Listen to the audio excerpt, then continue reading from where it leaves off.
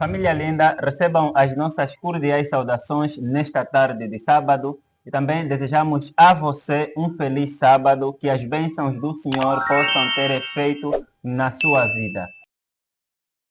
Continuamos a celebrar o mês da criança e eu trago para você uma temática extremamente importante.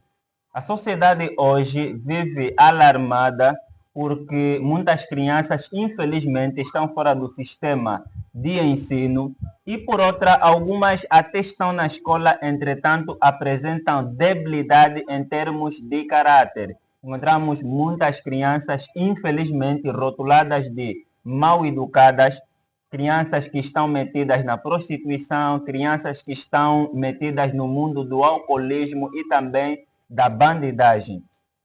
E há uma parceria que o Estado tem com as igrejas para que se formate o homem que desejamos evolua a nossa sociedade. Assim sendo, a igreja é tida como uma instituição que ajuda a socializar os homens. A educação cristã é que se ensina nas igrejas. E neste momento eu tenho um convidado especial que nos vai fazer compreender sobre a importância que a educação tem na vida de uma criança que está em desenvolvimento. O meu convidado é pai de família e é líder religioso. Portanto, nós vamos, em primeira pessoa, ouvir a voz da experiência. Porque enquanto jovens devemos aprender com quem vive aquilo que desejamos viver.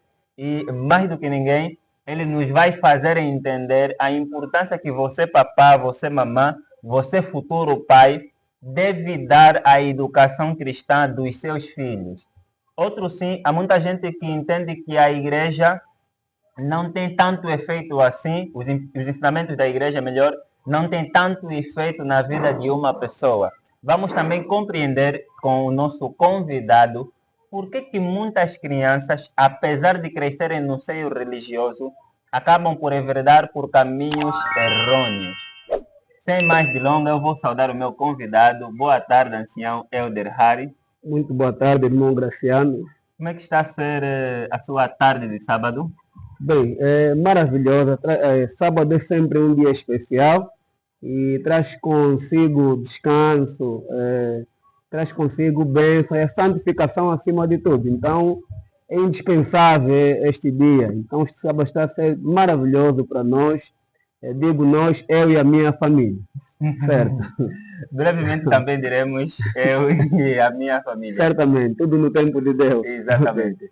Ancião Elder, eu tenho uma frase que reza o seguinte: flores são para os vivos. O que eu quero dizer com isso? Nós temos por costume elogiar as pessoas quando já não podem ouvir o nosso elogio. Portanto, queríamos fazer diferente. Esta entrevista que lhe solicitamos e felizmente nos aceitou é uma maneira de elogiá-lo, honrá-lo enquanto pode receber a fragrância das nossas flores, porque enquanto pai de família, enquanto líder religioso, temos constatado que a boa mão do Senhor está consigo. Portanto, queríamos que sentisse que nós o apreciamos, por isso o convidamos para estar aqui a falar para nós e passar experiência a quem nos está acompanhando do outro lado sobre a importância de darmos educação cristã nos nossos filhos. Muitas questões vão ser respondidas ao longo da nossa entrevista, mas o primeiro ponto que gostaria que retesse é isto. Essa entrevista é uma honra que nós estamos a dar a si, como reconhecimento dos grandes feitos que tem realizado e que, pela graça do Senhor, nós conseguimos visualizar. Portanto, em primeiro lugar, eu gostaria que nos pudesse aqui fazer entender o que é educação cristã. Mais uma vez, muito obrigado, irmão Graciano, pelo convite. Eu me sinto profundamente honrado, sabe? Muitos, calhar, estão à espera de uma oportunidade do gênero e nunca chega, mas pela graça de Deus esse convite foi feito e aceitei o convite não porque eu quis, mas porque Deus impera em nossas vidas. Então esse é o motivo da nossa satisfação também. Desde já respondendo a pergunta para si e para os nossos irmãos lá em casa, estão nos a acompanhar, o que é a educação cristã? A educação cristã é a prática de inculcar ensinamentos com base nos princípios bíblicos. E esses ensinamentos que são inculcados com base nos princípios bíblicos, elas visam proporcionar o crescimento físico, mental e espiritual das crianças. Todavia, a fase da infância, dos 0 aos 12, diz que é a fase que deve se aproveitar e inculcar aquilo que são os ensinamentos com base aos padrões divinos às nossas crianças. Quando fizermos nessa fase, há maior probabilidade delas armazenarem o conhecimento e levarem para a vida toda. Diz o Provérbios, capítulo 22, no verso 6, que ensinai o menino no caminho em que deve andar, para que quando for velho, dela não se desviará. Então, nessa verdade, a educação cristã é isso. Aí são conjuntos de ensinamento que passamos às nossas crianças com base à Bíblia, no sentido de que ela cresça tridimensionalmente. Muito obrigado, ancião Elder. Creio que lá em casa nos conseguiram perceber que a educação cristã não é o que muita gente tem a percepção, que amputa intelectualmente as pessoas. Na verdade, permite o desenvolvimento tridimensional do ser humano, aspecto mental, aspecto físico e aspecto também emocional. E uma outra questão que se não quer calar é sobre a entidade que deve dar esta educação às nossas crianças. Afinal, quem deve educar? O pai, a mãe ou a igreja? Os pais são chamados a responsabilizar-se pela educação dos seus filhos. Mesmo fora da igreja, os pais são os principais, porque disse que a criança aprende no seu familiar. A família é o núcleo da sociedade, que faz com que a sociedade tenha indivíduos aceitos de uma forma digna, de uma forma honesta. Nelson Mandela tem uma frase que ele diz que a educação é a melhor arma que se pode dar para que tenhamos uma sociedade saudável. Há mais uma outra frase do Nelson Mandela que eu gosto muito de mencionar. Ele diz que a força de uma nação baseia-se na educação dos seus lares.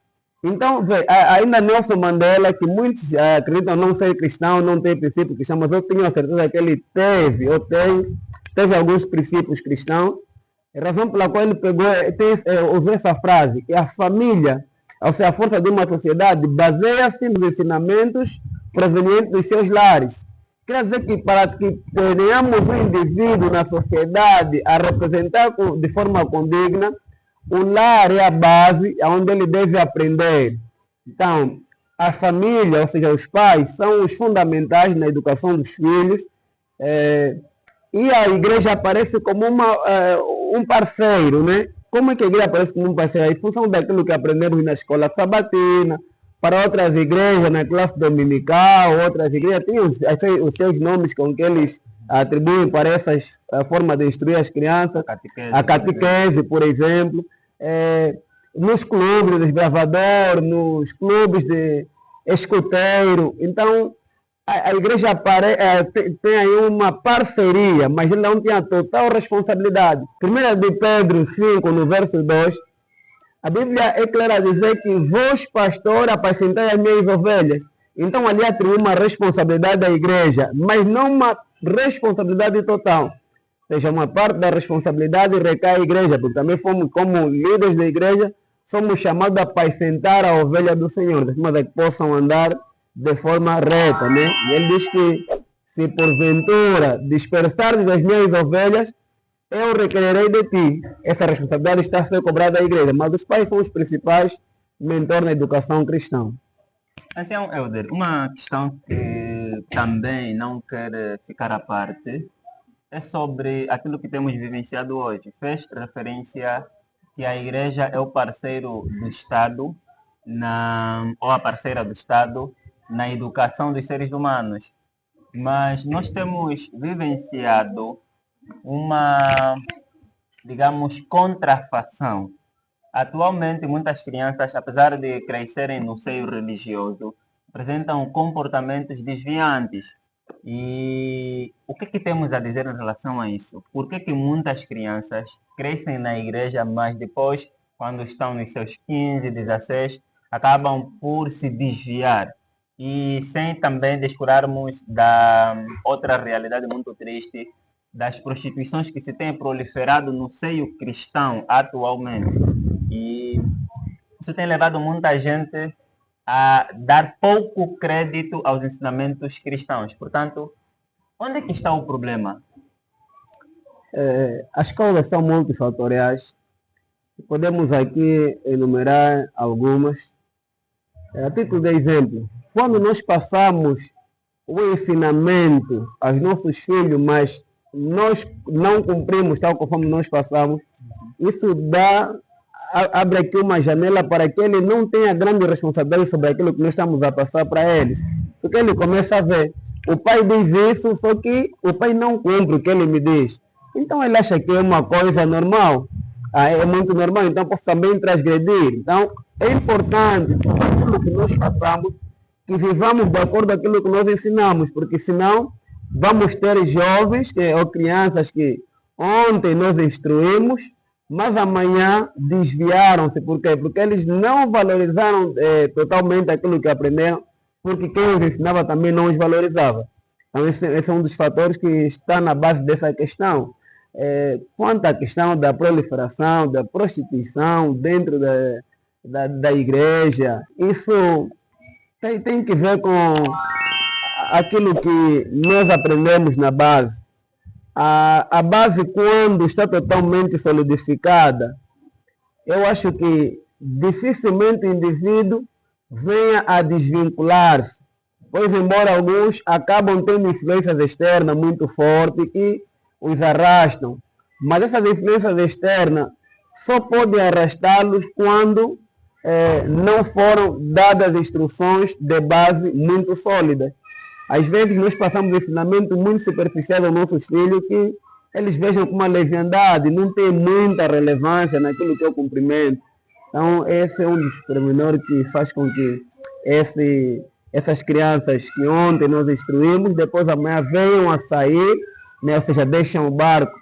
E depois começamos a lamentar, a criança que cresceu na igreja era do clube X, Y, Z, é porque falhou alguma coisa na base.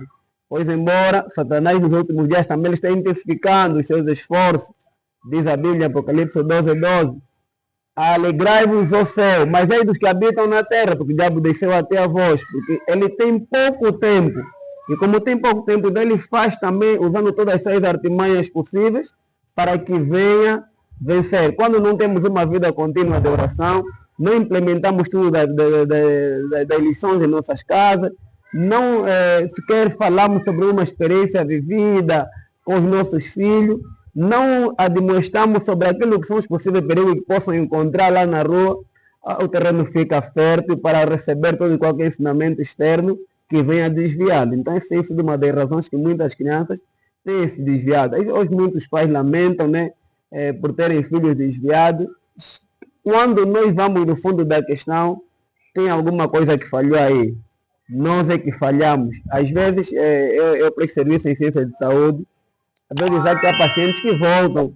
Não, a febre não está a passar, já combati, já fiz isso, só 2 semanas depois volto ao hospital. Eu sempre coloco essa questão, terminou a medicação, ela vai dar para um ponto e vírgula, medicação, e você quando aprofundar, não terminou a medicação. A maior parte dos pacientes não terminam a medicação.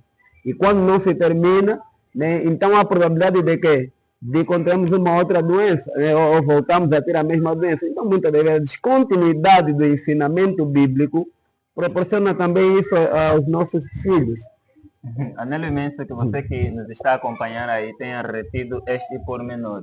As crianças só se desviam quando os pais não são um modelo daquilo que falam, porque enquanto se é pequeno, os filhos captam mais o que se vive em detrimento ou em comparação com aquilo que se fala. Portanto, se você quer ter um cristão em casa, seja um cristão.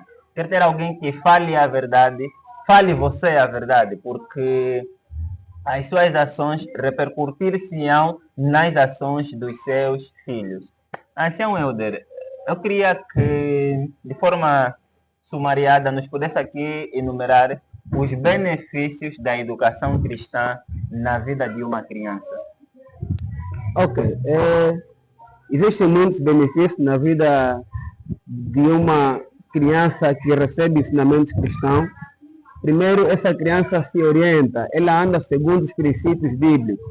Essa criança, do ponto de vista cognitivo, também evolui, é um desenvolvimento cognitivo, porque na igreja não só se passa aquilo que são aspectos teológicos, mas os estudos que são feitos visam a abrir o intelecto do próprio indivíduo. Né? Esse indivíduo tem pouca probabilidade de contaminar-se com as influências externas, porque ele está munido, ele está cercado de ensinamentos que, quando estiver diante de uma situação que é desagradável, eu tenho a plena certeza, porque em função daquilo que o nosso cérebro tem a capacidade de memorizar, tem a memória. Ele vai lembrar que uma vez aprendeu sobre isso e não vai fazer. Então, essa é uma das vantagens que se tem em ter ensinamentos com base nos princípios bíblicos. Né? A criança não se desvincula com facilidade, não cede a influências externas. A criança tem evolução do ponto de vista acadêmico. Você costuma a dizer que os adventistas são barra. Né? Eles são barra porque aprendem a Bíblia, aprendem a fazer o ano bíblico. Em casa, os pais dão todas aquelas instruções com base às histórias bíblicas e eles acabam então retendo isso aqui, e é que lhes leva a ter esse posicionamento. Então, essa é a grande importância de se ter a educação cristã na vida dos nossos filhos. Se há benefícios quando admoestamos os nossos filhos segundo os princípios bíblicos, quais são as consequências que podem advir caso em um lar não exista princípios cristãos? É claro, né? Vamos falar do oposto daquilo que nós acabamos de mencionar, porque se os benefícios são, um deles dificilmente ele influencia-se pelos conhecimentos e ensinamentos externos. E quando não se tem esse ensinamento, é claro que ele vai ceder com facilidade. Qualquer ensinamento externo ele aceita, porque não tem uma educação padronizada com base à Bíblia. Essa criança não tem um desenvolvimento tridimensional como as crianças cristãs têm. Ele tem um desequilíbrio naquilo que é a sua cognição. A criança é influenciada com facilidade, mas muita facilidade mesmo, não tem Cristo na sua vida. Quem não tem Cristo, quem ocupa o terreno é o diabo, não tem outra opção. Quando Jesus não está em nós, Satanás ocupa o lugar. Porque ele diz que um terreno desocupado é oficina de Satanás. De fato, se não tiver esses princípios, o oposto será aquilo. Então, vai ter tudo aquilo que é com base à maldade. E a paz que nos estão aí a acompanhar, que por uma ou por outra razão deixaram de ensinar os princípios cristãos aos seus filhos e desejam recomeçar. Também, possivelmente, existirão aqueles que nunca deram este privilégio aos seus filhos de serem educados segundo os princípios cristãos. Portanto, para quem quer começar e para quem quer recomeçar, quais são os passos a serem seguidos? Bem, para quem quer começar, vou começar por aí. Quem quer começar, marque o primeiro passo. É preciso ter a primeira vez. Quando fizemos a primeira vez, as crianças serão o nosso alarme. A Palmeira às vezes me cobra, tem vezes que ela acorda tarde e já estudamos a lição. Ela fala: papai, não estudamos lição, porque ela sente essa necessidade. Papai, não estudamos lição. É só ela que não estudou, porque dormiu muito e às vezes estamos a lhe mexer, entendemos não acordá-la, porque você também é menor de idade ainda assim. Mas ela depois cobra: papai, não estudamos a lição. Então, faça a primeira vez aqueles que vão nos servir de alarme, depois que vão começar a nos acordar. Precisar que eu vou em sonos profundos. O Paulo, o Mourinho vem bater a porta. Papá, vamos já estudar. Porque então é preciso começar. Comece tão somente. Não diga que é tarde demais, já perdi muito tempo. Comece. Agora, para aqueles que deveriam recomeçar, é porque uma vez já o fizeram. Então, regressemos às origens. Vamos cultivar aquele bom hábito que nós tínhamos, de forma a que possamos introduzir novamente aos nossos lares. Não tenha vergonha, não pense que se calhar vão te julgar, não. Agora estás a pensar o quê? Decidiste agora, porque há quem às vezes fica assim nessa: será que se eu recomeçar, vão me julgar? Não, é importante recomeçar, recomece só. Faça tão somente isso. Não, o conselho que se dá aqui Para aqueles que querem começar, façam, dão o pontapé de saída. Quem quer recomeçar, volte às origens. É importante voltarmos ali, diz a palavra que lembra-te aonde caíste, levanta-te e pratica as boas obras. Então isso é muito importante. Inculcarmos, vamos colocar os ensinamentos bíblicos, a lição da escola sabatina em nossas casas. Às vezes até nos julgam pela sociedade lá fora, porque às vezes pensamos que estudar a Bíblia é só nos encontrarmos na igreja. E somos muitas das vezes apedrejados por conta desse pormenor.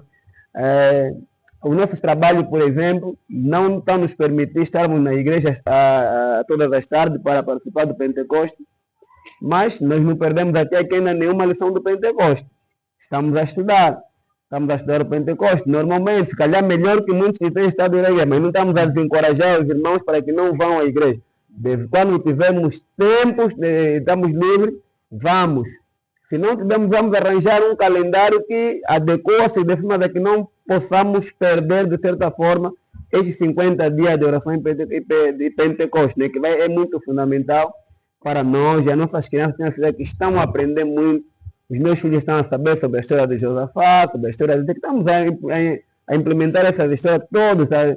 Agora estamos em Neemias. Então isso vai se repercutir de forma positiva. Eu tenho a certeza que amanhã nos seus lares eles terão a necessidade, vão sentir a falta de aplicar isso e vão aplicar, tenho a certeza absoluta. Obrigadão. Estamos mesmo a encerrar a nossa conversa. E, portanto, a título de considerações finais, eu anelava que o irmão Helder nos pudesse aqui ajudar aqueles que estão do outro lado, que desejam implementar os princípios cristãos, mas que, infelizmente, por conta da correria do trabalho, têm encontrado muita dificuldade. Refiro-me àqueles que frequentam a igreja, como aqueles que não frequentam, mas sentem que é importante ensinar os seus filhos nos princípios cristãos. Portanto, recomendações finais baseando-se nisso. Bem, a vida tem nos dado muitas correrias. Às vezes nossos trabalhos são daqueles pais que saem à noite e voltam à noite. Digo isso porque quando saem está escuro, ao voltarem também está escuro. Existem pais que não têm muita oportunidade de olhar assim no rosto dos seus filhos por conta daquilo que é a correria da vida. Mas deixa eu dizer para você que nós os pais somos mordomos. O Senhor nos deu os filhos como herança para que cuidemos deles. E nós temos essa responsabilidade. Qualquer da forma nós temos de tirar um tempo de qualidade para os nossos filhos, de forma que possamos pelo menos diariamente ou semanalmente dar o pão divino a eles. A correria da vida que nós temos feito é para proporcionar o pão físico na mesa.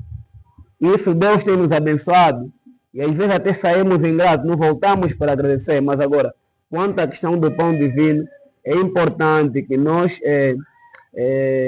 nos responsabilizemos, né, em levar o pão divino aos nossos filhos. É importante darmos aquilo que Deus orienta, porque se não damos aquilo que o Senhor nos orientou, nós seremos cobrados. Todavia Deus nos cobrará. E se esses filhos se perderem para o mundo, nós seremos responsabilizados pela perca desses filhos. Então, a recomendação é que vamos pedir com o auxílio de Deus, orar fervorosamente para que o Senhor nos ajude, todavia, a termos esses princípios e implementarmos nos nossos lares para que os nossos filhos então cresçam educados no Senhor e de forma tridimensional.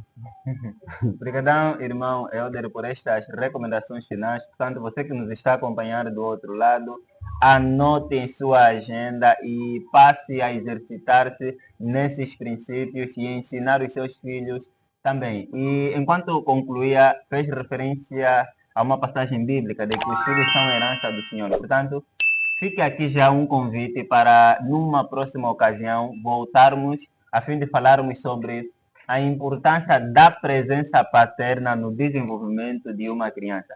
Irmão Helder, mais uma vez, obrigado mesmo pelas palavras que pôde aqui partilhar com cada um de nós. E, mais uma vez, vamos aqui lembrar que esta entrevista é uma forma de depositar as nossas flores enquanto pode usufruir da sua fragrância. Esta entrevista foi feita em função da celebração do mês da criança. Assim, desejamos mais uma vez um feliz 1 de junho, apesar de já estarmos no dia 6, mas ainda é celebração, ainda estamos no mês dos nossos futuros presidentes, pais, por aí fora. Estamos juntos, brigadão, até a próxima oportunidade. Obrigado. Fica a dica aí, moderação no que é bom, abstinência no que é mau. Sexo só depois do casamento. Obrigado, amém. Ok.